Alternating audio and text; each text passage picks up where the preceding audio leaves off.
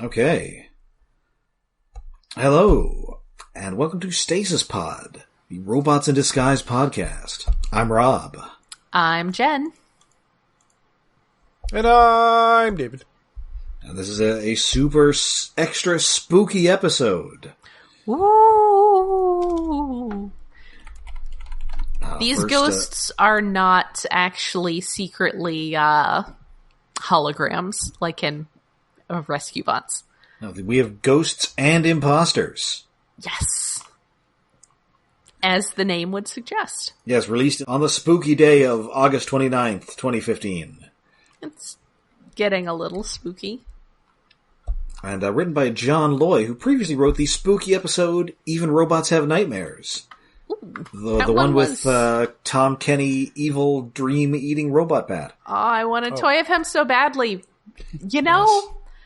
Now that the third-party people are getting to the point where they're making, like, Armada Optimus, who I've mentioned on this show before how annoyed I get when things are referred to as Armadas that are not Armadas. The third-party Armada Optimus Prime is called Naval Commander. Does he have a boat? No, he doesn't have a boat. It's Armada, so he's Naval Commander.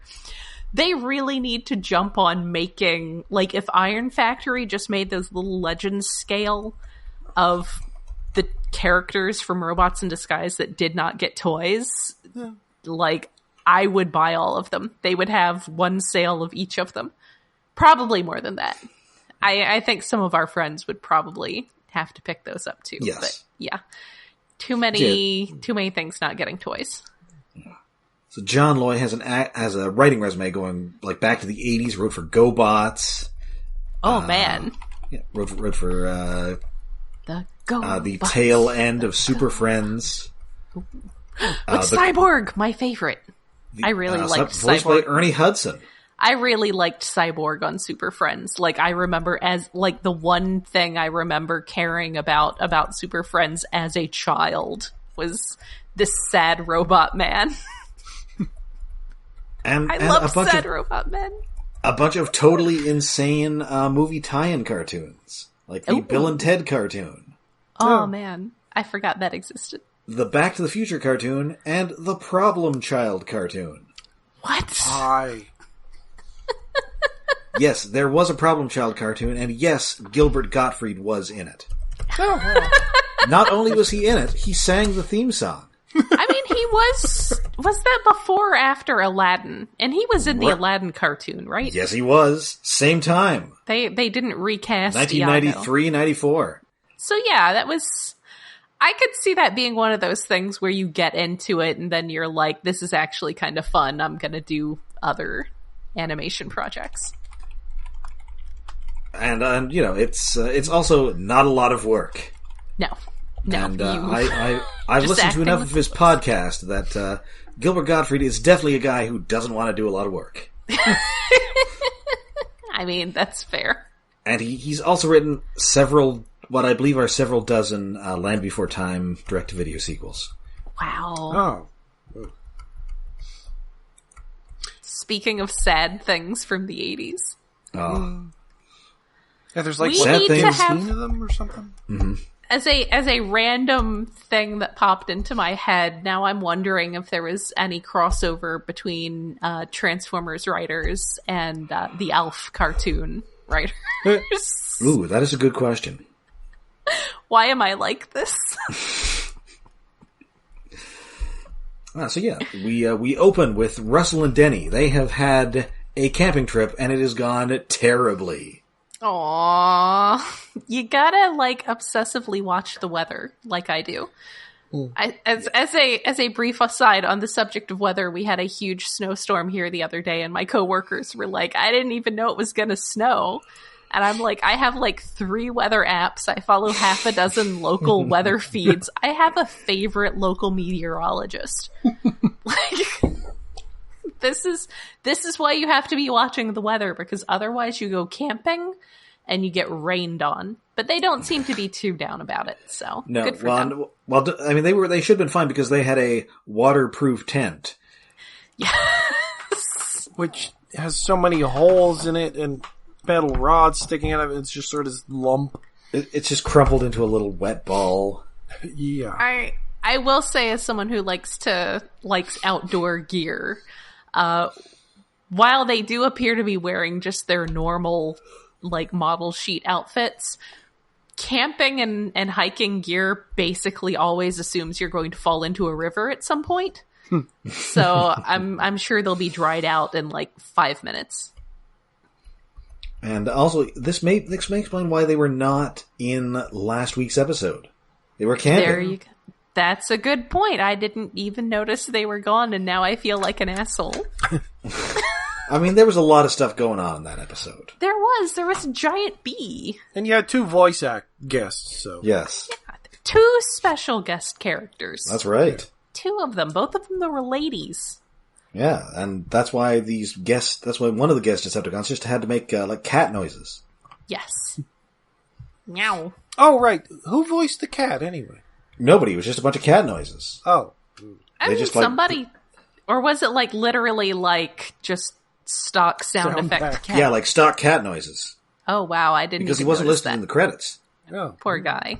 Poor kitty. Poor Scratch. I mean, possibly at some point, when those were first recorded, it was Frank Welker. Well, yes. Just making line roars into a garbage can. Yep. Like you do. Special guest Frank Welker stock sounds. Yes. I remember for the Lion King, they went to the zoo to record lion roars, but they did not sound as good as Frank Welker roaring into a garbage can. This is at least the 3rd time that fact has come up on this show, and I love it every time.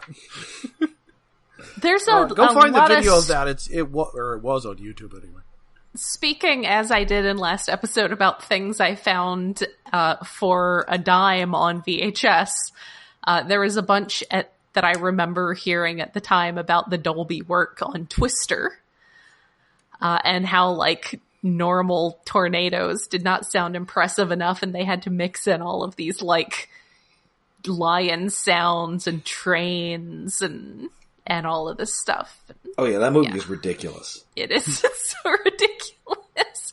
I had a tornado, like, in 1996, 97, so around when that movie was, like, go over my house. It didn't touch down for another block or so, but it, like, and I heard it, and it just sounded like a really long rumble of thunder. It did not sound like this ridiculous mixed up tiger roar freight train nonsense. It's not what it sounds like. And then they had people on the news who were my neighbors who were like, oh, it sounded like in Twister. And I was like, shut up, you're all so terrible. And but was it also being pursued by a good team of meteorologists and also an evil team of meteorologists?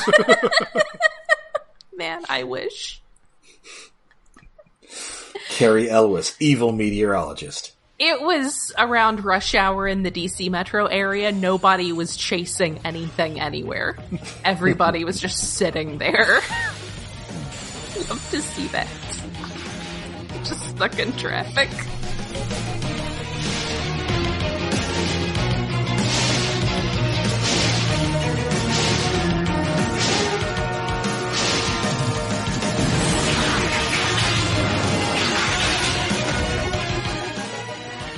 So yeah, they're heading in to get dry, and the Autobots are thinking, hey, we went to all sorts of great vacations when we were on Cybertron.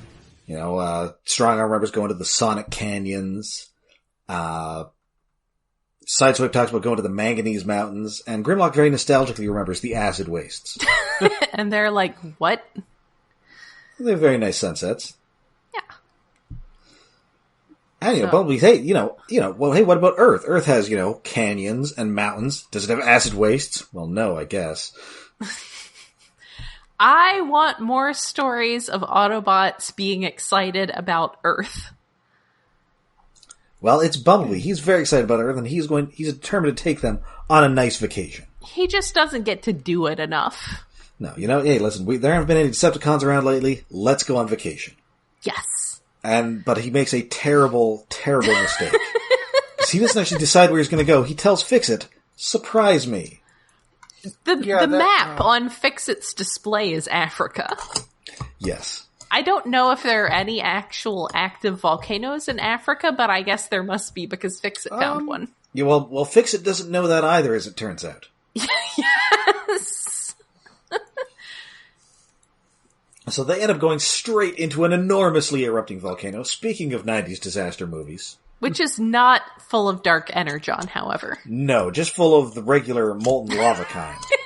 It's a regular Dante's Peak. Yes. It is not volcano because it is not coming up under Los Angeles. It's just a volcano that's already there. You cannot see the husband from Fargo melting. Man, I saw that in the theater.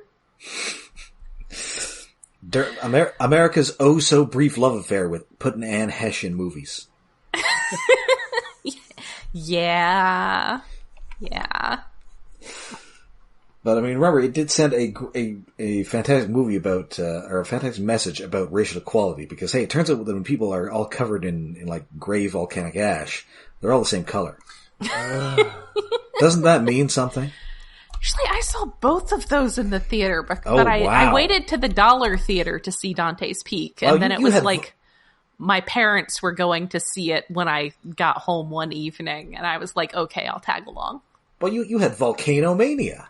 Yeah, I was all about, I love all of those ridiculous disaster movies. I love disaster movies so much. You know, I think Dante's Peak may be the superior disaster movie. Yeah. I mean, it's kind of like a Deep Impact Armageddon scenario where one of them is big and stupid but fun, and the other one has a lot more thought put into it. Yeah. Although also, in that case, I think Frodo Baggins. I think I'm on Team Armageddon in that one, even though it is incredibly stupid. However, it did result in one of my favorite filmmaking anecdotes. Mm-hmm. So you know the whole gist of the thing is that they have to like drill into an asteroid. Yes. So they decide to get a bunch of oil drillers and teach them to be astronauts. Which is much easier than teaching astronauts to be oil drillers. Well, that was Ben Affleck's question to Michael Bay on set, and Michael Bay told him to shut up.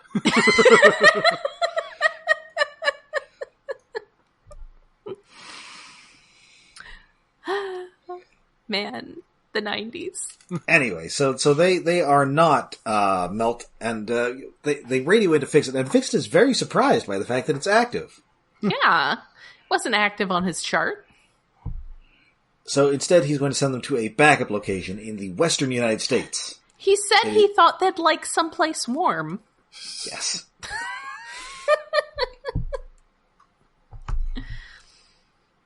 See, and it looks very much like they're in Monument Valley, so I think they're about to encounter the cast of Age of Extinction. I thought that it looked like they were just going to run into... He was going to go visit the old base from Prime. Yeah, it's very much. It felt like really, a recycled background.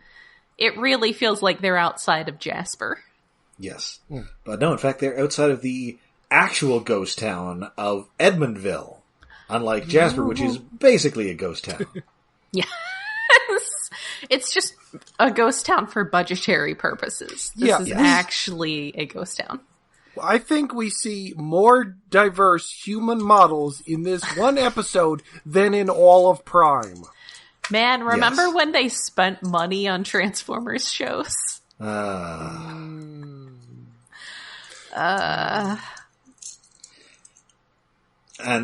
Bumblebee has big dad taking his unenthusiastic kids on vacation vibes here. He does. Yeah. It's great. Because, man, if there's one thing on Earth that Bumblebee likes, as we have established in an earlier episode, it is cowboys. Yes. And if there's one thing on Earth that Fixit loves, it is apparently lizards. Yes, oh yeah, he goes so excited. This odd digression about all the local reptiles and skinks, and he says that the rainfall is slightly less than zero. The annual rainfall is slightly less than zero, and then he starts talking about the diversity of lizards in the area and just goes listing them off, and he's so excited. So many lizards. Him along. He's a good little dude. I guess they've got to leave somebody behind to run the ground bridge if it's not going to be Russell and Denny. Yes. Yeah. So they go in, and nobody is entirely sure what a ghost is. Well, Grimlock has an idea. He has Yes. seen the based upon realism horror films. Yes. Very realistic. They are invisible and mean. Yes. Yeah. And of course the minicons are very frightened because they have no idea what ghosts are. And it says that this town was once the hub of activity.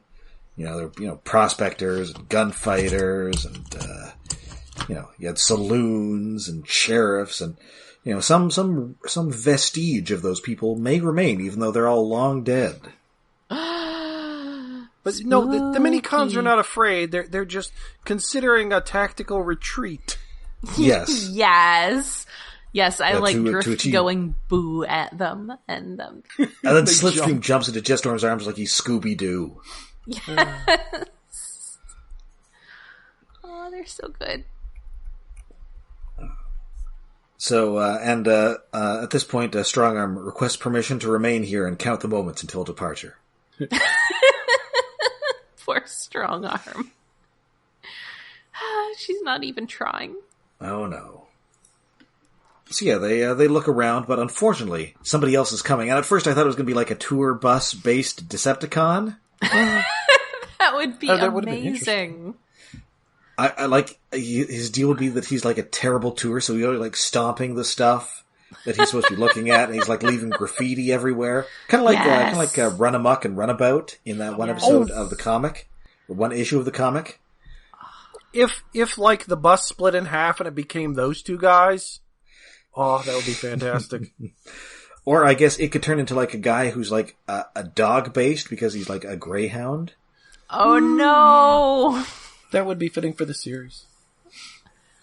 But no, it's just full of people, and specifically a tour group led by special guest voice Kath Soucy. I love her. I love this tour guide. She wants to die. She does. The great delivery of being so tired of this. Here is the farm. Here is the sheriff's office. Here is that. Ghosts are said to exist here. Oh, look, there's the train at night. You can hear the whistle. Ooh. Yes, she's telling these ghost stories about it that are absolute bullshit, and she knows it. Yeah. And at one she's point, done hundreds of times. best part, she says something about like it being completely abandoned, and she goes, "Or is it?" It's just so good. And that is Kath Soucy. You know her from previous Transformers roles, she's Professor Princess on Animated. Yes. And she's Professor Anna Baranova on Rescue Bots. Yes. Oh, yeah.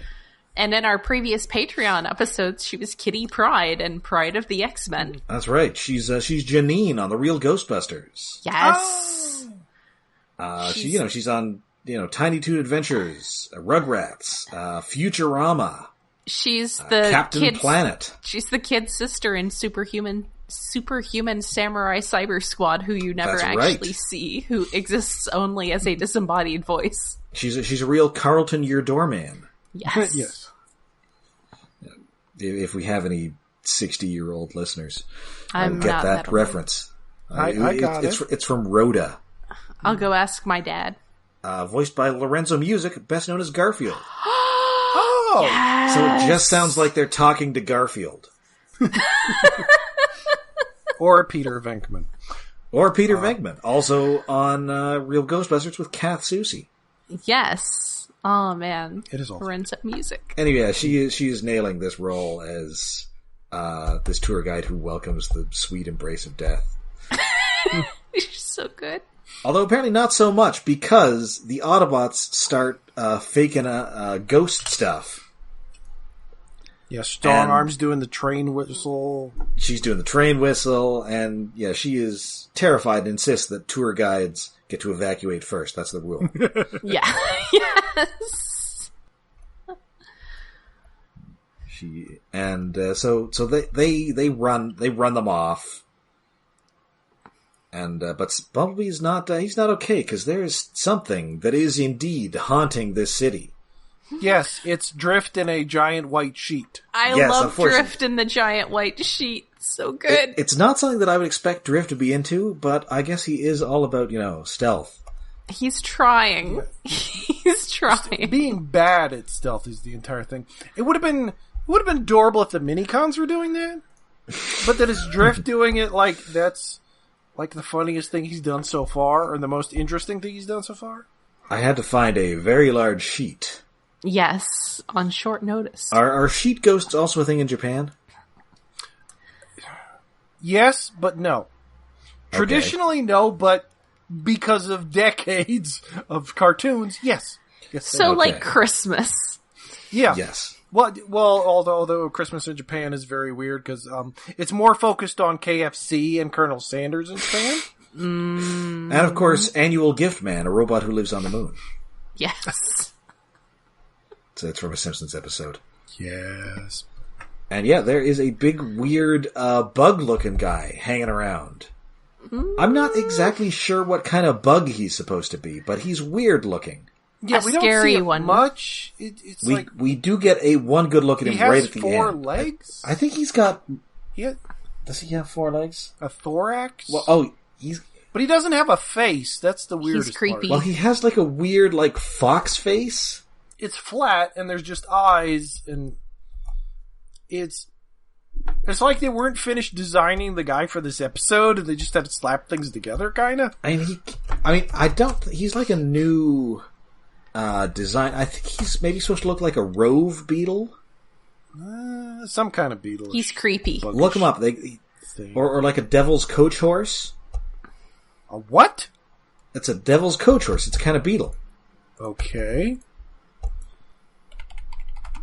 Also known as the devil's footman, or the devil's steed.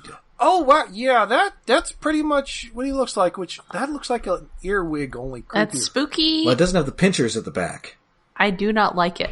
No, This is all spooky. He is spooky. it looks it looks like it should come from Green Hell. Again, in fact, I think they're found in Britain. a Decepticon who never gets a toy. Alas. Yes. Yeah. R.I.P. Well, he kind of doesn't have an alt mode. He's just a big bug guy. Yeah. Yeah, his alt mode is the gimmick of the episode. Yes. So they all have to split up and look for, Spookums. yes, and also at one point, says this, that Sideswipe says that it's quiet. Too quiet. And Drift is all no. A location cannot be too quiet. It is either quiet or it is not. Okay, maybe that's the best thing. Aw, Drift has Drift. ever done. Just harassing on that cliched line that annoys me. Maybe they should leave the menacing presence alone. Like, just a suggestion, maybe they should, leave. Well, it could be a Decepticon, though. I mean, yes, I guess it could be a Decepticon, which, as it turns out, it is. There's a contrast to this episode, like, it's in Old West Town, it's high noon, the lighting is very bright, but you're also doing a ghost story, it should be at dusk. Yes. Well, I guess then we couldn't end it with the sunset, though. Well, yes, there is that. It's like the ghost story is at odds with the rest of the episode. Thematically, anyway. Yeah. So yeah, all sorts of spooky stuff starts happening to them. Strongarm and the minicons get locked into the vault at the bank. Bumblebee and Grimlock have a chandelier fall on them. Yes. No, Or sorry, Drift and Sideswipe have a chandelier almost fall on them. Yes. Bumblebee and Grimlock get confronted with a giant wagon full of dynamite. yeah, that's so weird. Like, is that may be the first thing that starts? Like, this is just a wagon rolling towards them, which maybe was a commercial break or something. Yes. But then it cuts to everybody else doing whatever they're having, and then we cut back and the wagon is still rolling at them, like 2 minutes later. And then Grimlock punches it, and cartoon soot explosion. Of course you realize this means war. But like it cuts to a distance shot for the explosion, and it's like that should have leveled the entire town. Yeah, this town is held together with century-old nails and spit. Yeah. This is an old. It looks like a movie set ghost town.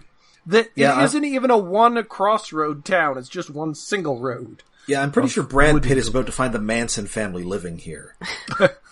It's the Spawn Ranch.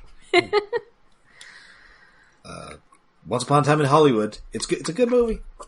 Yeah, that's one of those ones that maybe I'll see it one of these days. I'm not in a rush to see it. I thought it just reminded me of Back to the Future 3. Shot in the back over a matter of $80. Well, God, that fireworks wagon is just so weird. Like, was that dynamite just sitting around? Yeah, why was there so much dynamite in this ghost town? Maybe somebody was doing something. Admittedly, there was a mine, but it's like an entire wagon full, all the fuses lit, like Wile E. Coyote cartoon level of ridiculous. It's like, but at least the fireworks factory came to them. Yes, add some excitement in this slower paced episode. Yeah, and we get some Decepticon vision here, and he is mysteriously scanning all of them. So they regroup, and everybody's there, including Drift, and also Drift. Dun dun dun. Too many drifts, too many drifts. Well, I guess it's time to have a race. One drift is too many, but so yeah, They contact Fixit, who says that he is now officially ending his career as a travel agent. And he's determined that the guy that they're facing off is a guy named Pseudo. Which, not a bad Decepticon name. Oh, it's my favorite Phil Collins song. Pseudo. Favorite. He's the bot that's on my mind. All the time. Favorite character from Scud the Disposable Assassin. And he is a shifter, which you'll remember we encountered way back in one of the first episodes of Transformers Prime. Aha! Oh? That guy Makeshift. Yeah. Who was the fake Wheeljack for an episode. And then was killed off and never seen again. Well, he's dead. Yep. I didn't catch that was a callback. Yeah, I kind of continuity. Blessed That's right. continuity. So what we've got here, we have not had one of these in Transformers possibly ever. It's a straight up shapeshifter episode. Yeah, I mean, we've just had like doubles. Yeah. At least fake Optimus Prime couldn't also turn into other people. Yeah, we've had copy episodes. And even right, like there's double, we got double Dinobot, we got a Prime problem, and the aforementioned Wheeljack episode, I can't remember what it was called. But he was only Wheeljack. Yeah. He Whereas didn't this guy, do the very, very cool stuff this guy ends up doing. Yeah, wow, No, actually, it is really weird that never happened in G1, because that was such of the era 80s cartoon plot that was recycled in many series. Yes, well, in fact, I've been going through the Fox Spider-Man series on Disney Plus, and there's a Chameleon episode that is very much like the last act of this episode. Mm-hmm. Where he's just turning from guy to guy. I mean, there's entire characters who this exists for, and like Zartan or oh yeah, Morph. The least realistic, the most weird, unconvincing thing about the early Fox X-Men cartoon is the idea that anyone cares about Morph. Well, because he's like a weird creep on that, isn't he? Yeah, like even before he's like being brainwashed by Mr. Sinister, he's just like annoying. Yes. And then Wolverine is really upset about him dying, and I'm like, really though? I'm not buying it. It's like they transferred the Wolverine and Nightcrawler relationship to Wolverine and Morph, and it doesn't work. No, because Morph is not likable. He's just not. Anyway. Yeah, so Pseudo was Cybertron's sneakiest spy, and he sold Cybertronian secrets to off-world enemies, not even the Decepticons. He's like selling stuff to, I guess, the Quintessons? Yeah, we haven't really established other alien races in this series. No. Except in, like, maybe the novels do that. You know, like... I think the quintessons are definitely in the novels. The closest we've gotten that it has been in the series is corpses in Arachnid's ship. Yes. Eventually, weirdly enough, we're going to get an alien race on rescue bots. Ooh. Okay. Of all the series to introduce in this continuity. Of all the series. I don't think we ever see any in Robots in Disguise. And we didn't see any in Prime. I mean, it makes sense in Prime, but this series is one where, like, you should encounter an alien at some point. Like, you have, like, beast monster Decepticons all over the place. An alien would fit in fine. Yeah, so there are 2 drifts, and it turns out that only one of them has minicons. Yeah. Yeah, he picks the guy where it's the most obvious way to tell which one's wrong. I really like that when the second one is called upon to deploy his minicons, he just, like, transforms in GTFOs. Yeah, he knows. He's just like, nope. Yep. He's now heading to that spooky abandoned mine. I think they should have had a race, though. Because I just really love that. G1 was so ridiculous sometimes. By sometimes, I mean literally 100% of the time. So yeah, they split up. There's a fork. Bumblebee finds strong arm where there should be no strong arm. He gets punched in the face. As you do. Then he turns into Bumblebee, knocks into Sideswipe, and now he's Grimlock. Yes, it looks really good. It's just very fluid. Oh yeah, the Morph animation. I love the effect on that. It's nice. great. Yeah, he does limb by limb. It's surprisingly fluid for doing it while running. Yes. I don't know why I'm just in a very salty about Earthrise mood tonight, but I'm just sitting here like, meanwhile, other shows can't even have them transform to vehicle mode on screen. Okay. Wait. That would be too much effort. That doesn't happen? It happens with Prime in that first episode. It very rarely happens otherwise. I'm trying to remember, like, the 3 episodes like, of the 2 series I've seen. It's extremely rare. I think... Yes. Wow. I think... Normally... If Just they Prime, even have a vehicle mode model like Red Alert does, they transform off screen. Or the Tetrajets. Yeah. Yeah. And I don't think like all the zillion cog model guys, I don't think they transform at all. Yeah. Wow, I mean, they turn into guns. Weapons check. They have a vehicle mode. Getting through the weapons checkpoint, he just turns into guns, but they were just sandblasters. Guys are just like, no, you're fine. It's so dumb. Sorry. Appearances can be more than meets the eye. Okay. So instead of having the Grimlocks have a race, they need to ask him something that only Grimlock would know. Ooh. So they're all, hey, Grimlock. Both Grimlocks are very nervous about this too, which is adorable. Yes. He's like, ask him something only Grimlock would know. I could see actual Grimlock being like, I'm not sure. Yeah. But no, it turns out the question is, what's so great about the acid wastes? And obviously, Pseudo's like, why would you ever go to the acid waste? It's terrible. Oh no. He thought it was a trick question, which like, that's okay. Yeah, so then he turns into Sideswipe, he escapes, and he gets out of there, and he turns into the steam engine. Oh yeah, well, there's a point, is it after the Grimlock or before that, where like, he's sort of mid-transformation of like 4 different characters. It's like, oh, he doesn't want to be humans, he wants to be us! Or something. I was kind of hoping we'd get like an end of Terminator 2 thing here. Something. Where, like, he's turning into all the guys that he they almost do that in that one scene, but then he just runs away. Yes. But yeah, cut to train chase. Yeah, so he blocks the canyon, and it is time for a mini-ball special, Silvarich. Oh, but before that, like, it's something that I don't think has happened before, but it's my favorite thing Grimlock has done in this episode. Maybe not so far. That he Hulk jumps around the desert. Yes. Yeah, he's not trying to run, he is just Hulk jumping. Explicitly. The big green guy doing big green jumps. It's great. Yes.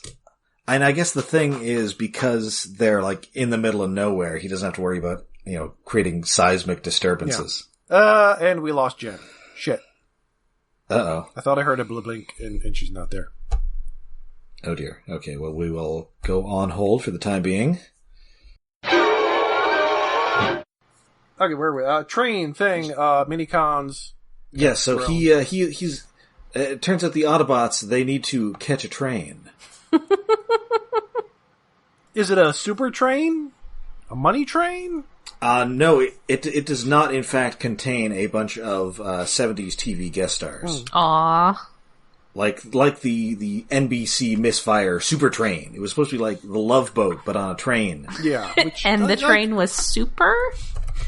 It was like a mile-long nuclear-powered train. Is it Atomic Train? Yeah, they had a weird model kit thing. It was something. I realized that Atomic Train was a different thing. Yes, it is a nuclear-powered bullet train. It has such luxuries as swimming pools, shopping centers, a gym, library, medical center, and a discotheque. Like, Love Boat on land is not the worst idea for a series. But you know what Atomic Train had? A train that was atomic? It had Blue Man Kuma. Ooh. Which means it was filmed in Canada. Yes. And like Rob Lowe, I think. Ooh.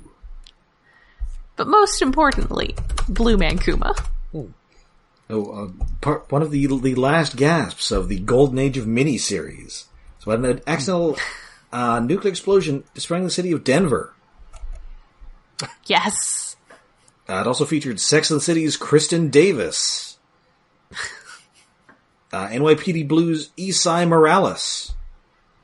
Mm-hmm. He was also...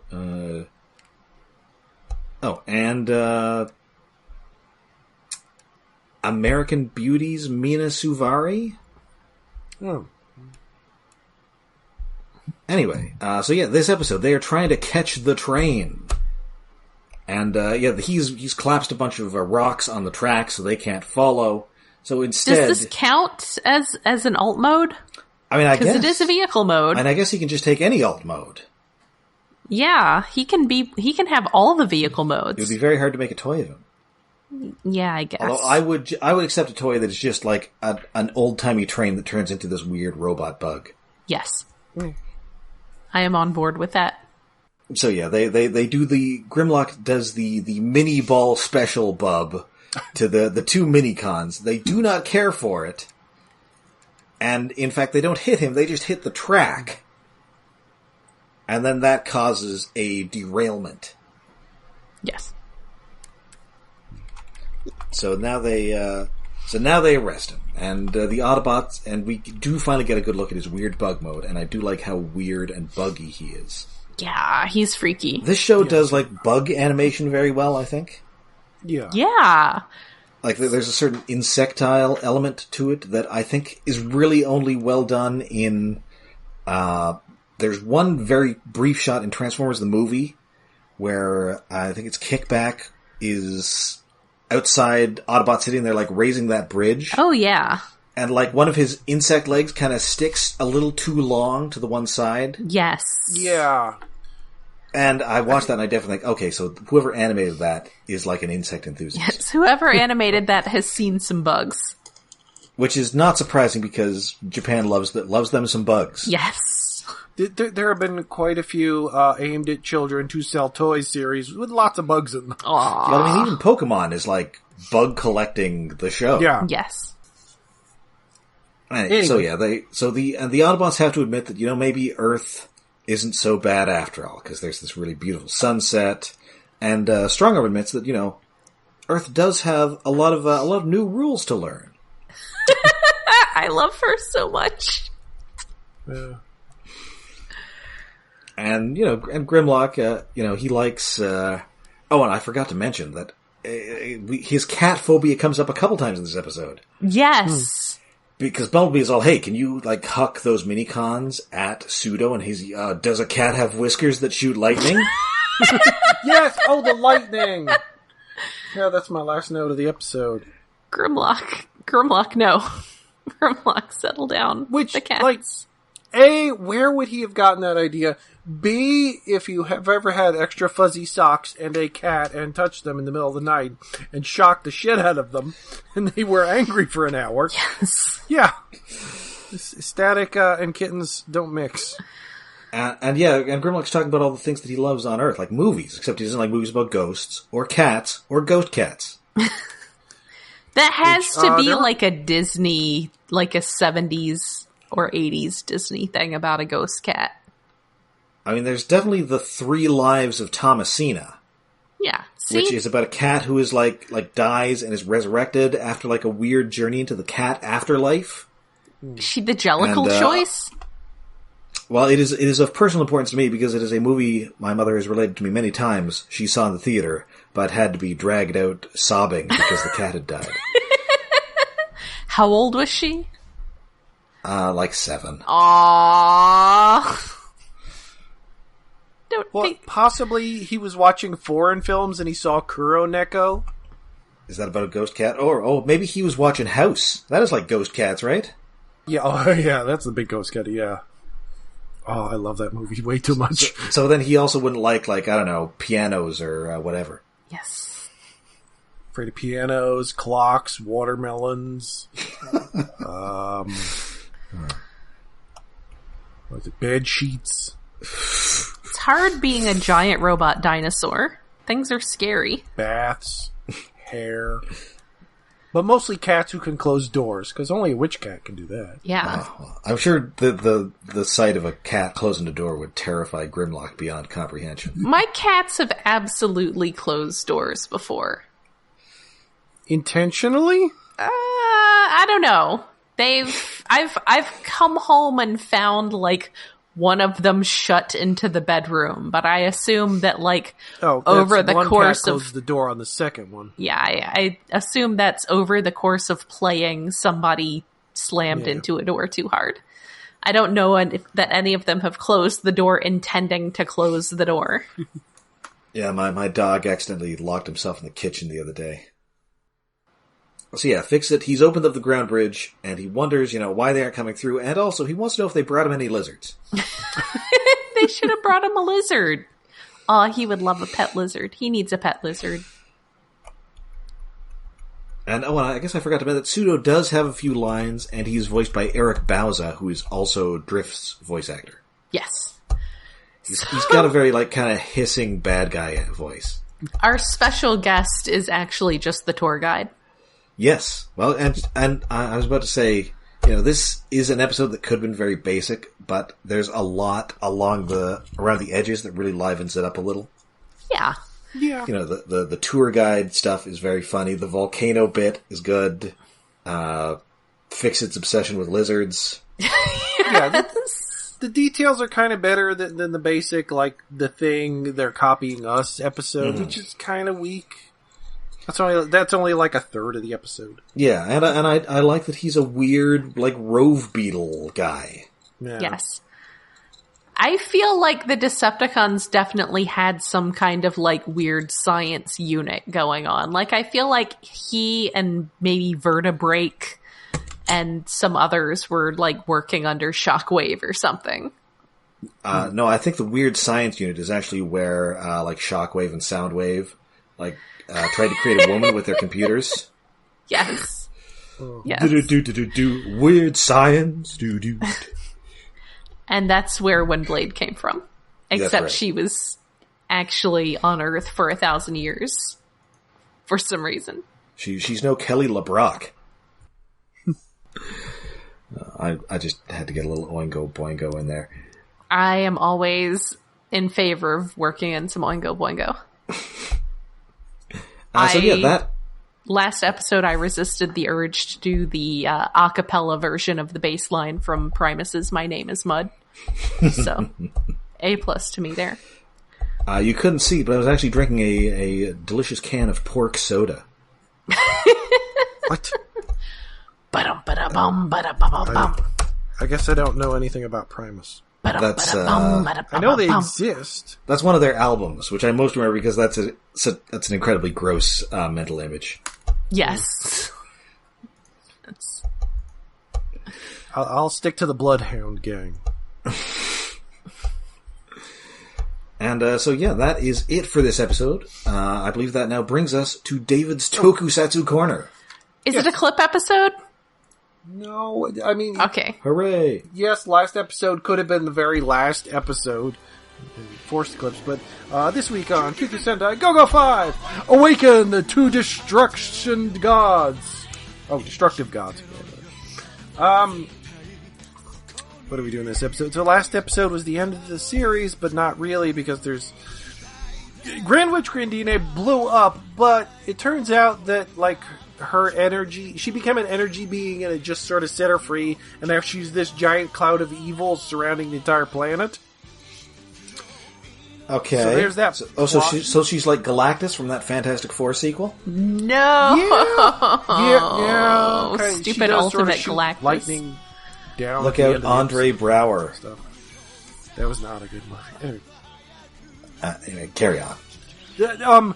Random scene cut to a doctor speaking English, talking to a nurse about, a woman who fell into a coma 8 years ago just woke up.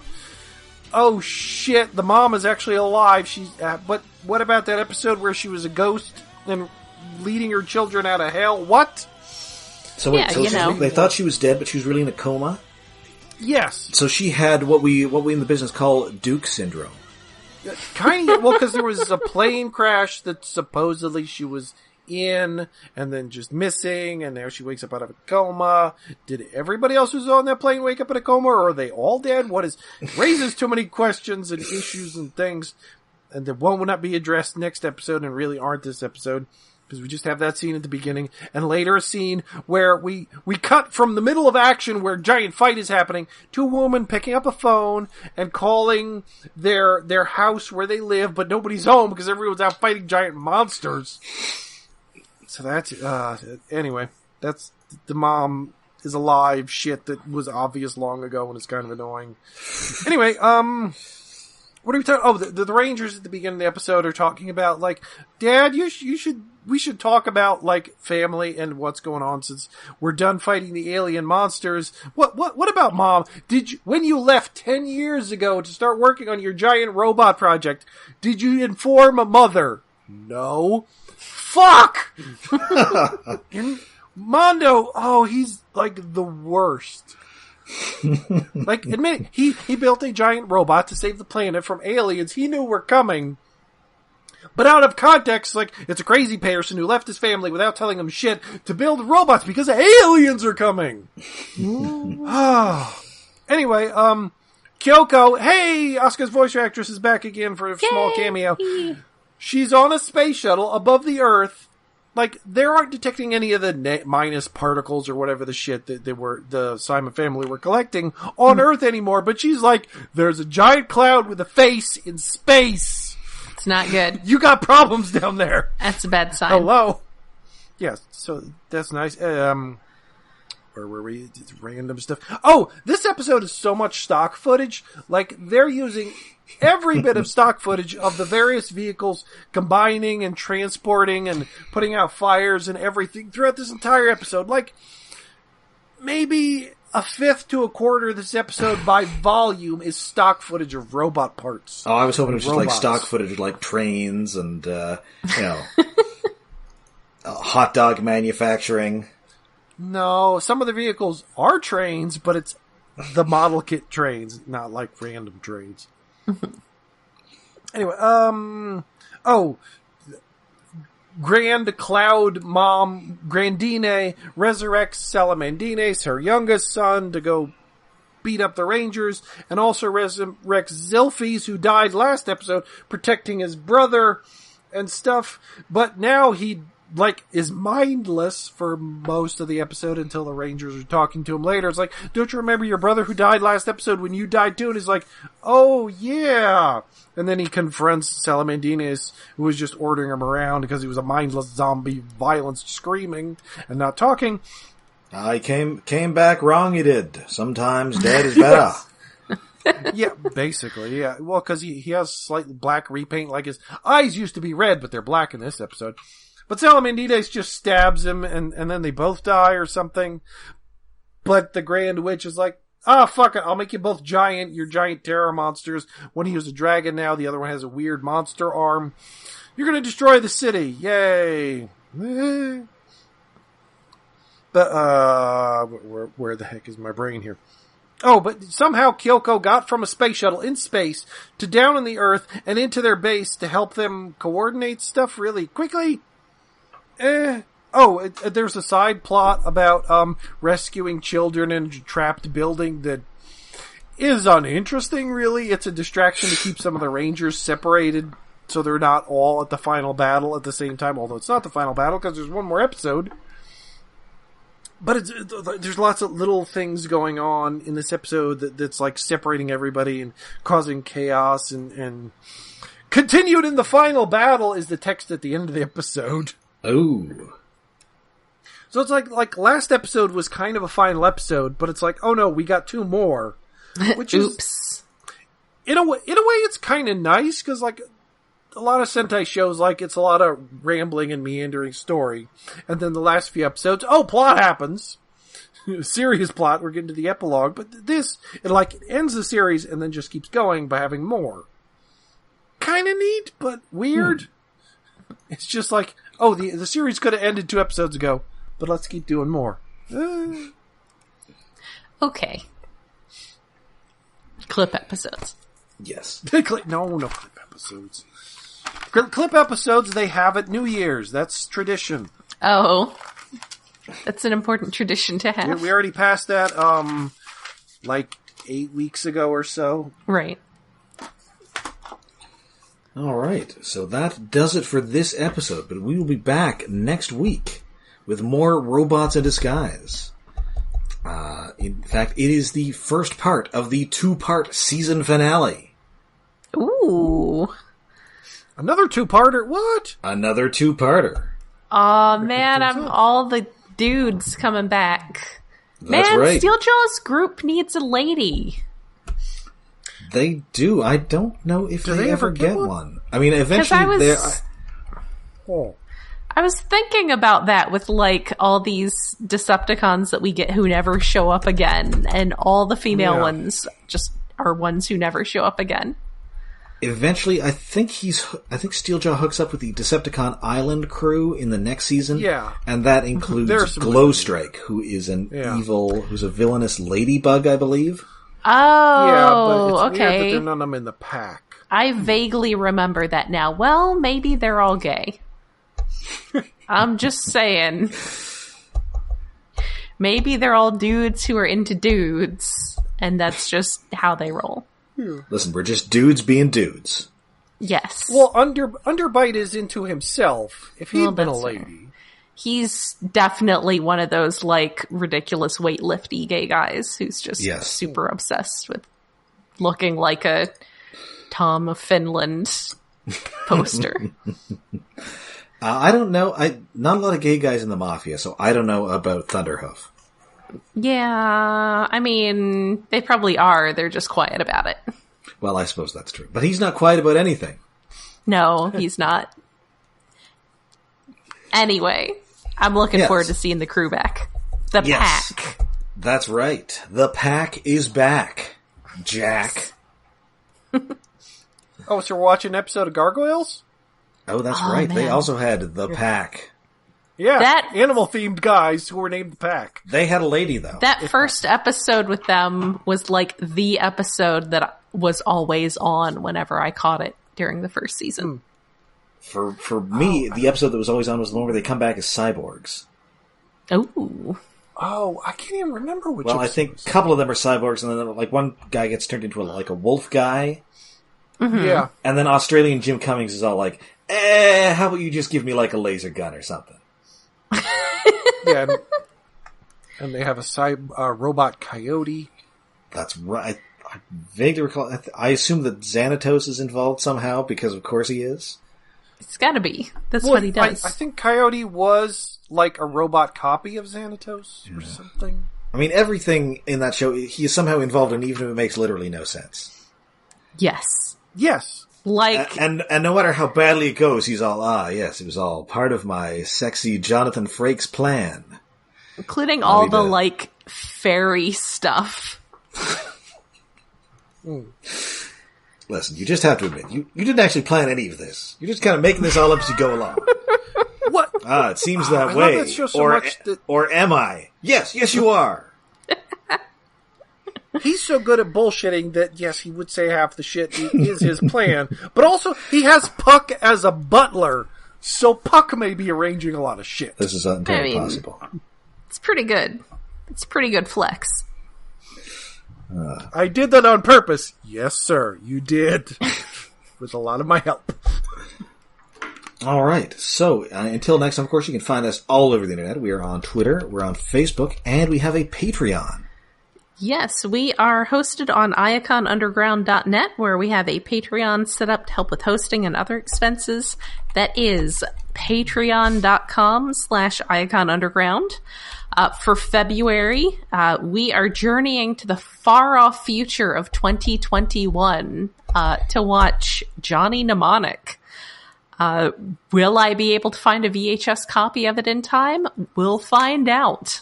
Ooh. I may have to just slum it and watch it on normal. Something you don't have to rewind. Yeah, boring. Something that didn't even exist back then. But yeah, so that should be exciting. For as little as $1 a month, you can get access to that and all of our back catalog of monthly specials. We did Earthrise last month, because appearances can be more than meets the eye. We've done an epic Transformers the movie episode. We did Inhumanoids last Halloween because I needed an excuse to start watching Inhumanoids, and I still have not stopped. I am now unbearable. I'm just absolutely, just on my Twitter account, I just start going on about gag oil with little to no provocation. Like for no reason, all of her tweets start with "meanwhile in the core," even when they're not about Inhumanoids. Out of nowhere, I'm just gonna change my my name to that on Twitter. So yeah, those are a lot of fun. And if you join our Patreon, you can get access to all of those. All right. So until next time, I'm Rob. I'm Jen. And I need a lot of tea. My throat's dead. I'm David. Appearances can be more than meets the eye. They literally cannot.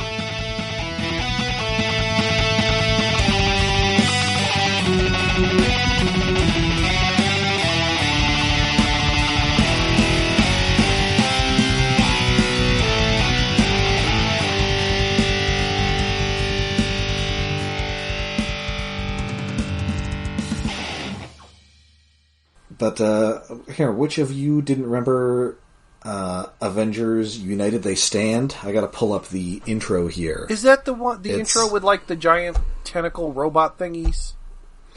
No, that's Earth's Mightiest Heroes, which is good. Okay, then I don't know which one you're talking about. Because I remember the intro for that, and I saw, oh, she isn't even in the Zencaster. Oh, fuck. Oh dear. I'm sure she'll be back.